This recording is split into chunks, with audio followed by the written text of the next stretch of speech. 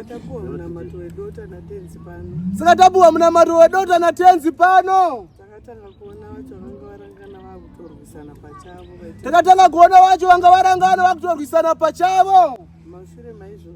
Mushure maizvozvo. Ndakabva ndadedzwa kubasa ndiri pamba. Ndakabva ndadedzwa kubasa ndiri pamba. Asi ndasvika kuinterview kuya. Vaida munhu ane degree. Ndabudisa mapepa angu ese ndobva ndavaratidza. Ndavaudzwa ndiri kutora degree asi ndopedza gore rinouya. Ndoda kutenda mweya mutsvene nzvimbo ino basa ndakariwana ipapo. Ndikatoiswa pacho pamusoro pandanga ndisingatarisire. Tenda zvekumusha kwakarohwa nyoka. Nyoka iyi yarohwa ishe vakati torai mapikicha angu mugoona varoyi venyu. Saka muridzi wenyoka akazoya achibvunza kuti hamuna mumbonawo here chikara chakapfuura nepanapa. Musinopota musasopota muchiti mukaona chikara chasvika pamusha chinorohwa. Faro kwamuri. Ndotenda naizvo. Amen. Ndinoda kutenda mweya mutsvene wenzvimbo ino. Ndoda kutenda mweya mutsvene wenzvimbo ino. Basa rinoshamisa na baba nana mai. Tina mai vedu. Tiri kuinyanga. Amai ava vakatanga kurwara nemakumbo. Vakazoenda musana, vakazoenda maoko, vakangazoguma vamiri vese. Takagumirwa vakaenda muzvipatara zvaiendwa kumisha kudzamadza wauyiwa nawo muguta muno. Akanga munhu akanga kutobatsirwa zvese, kupfekedzwa hembe, kugezeswa, kumutswa, kuradzikwa. Vakanga vasina chavanga vachakwanisaba. Asi kuuya kwaita mumusha uno watendi waMwari ruvhare kwamore. Ndinoda kutenda izwi. Handisi kugona kutaura. Ndiri kunzwa kufara kuri kunditorera mazwi nekuda kwokuti ndiri kunyanya kufara zvakaraudzira ruvhare kwamore. Mwoyo wangu uri kushushikana kuti dai zvaikwanisika ndine pekugara hangu ndiraramire musha uno nekuti une rupono. Haleluya. Haleluya. Ndini zvandina amai vaye wakawamba kuuya ndo vakasakisa kuti amai vazouye. Amai wakanga ine dambudziko rekurasika kwenjere ruvhare kwamore.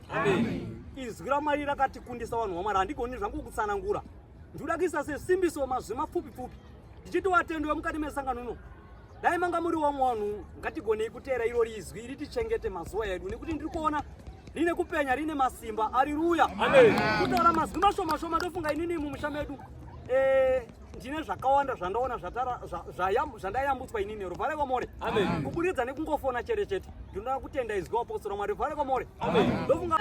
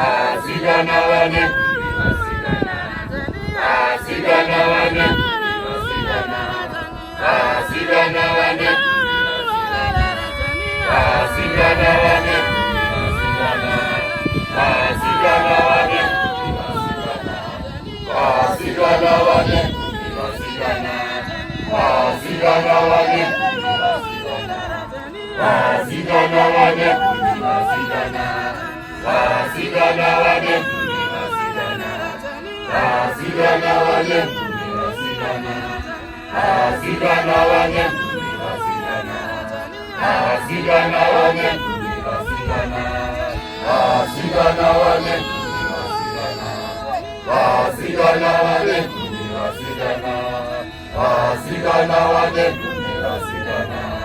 Wasigana wage, wasigana, wasigana wage, wasigana, wasigana wage, wasigana, wasigana wage, wasigana, wasigana wage, wasigana, wasigana wage.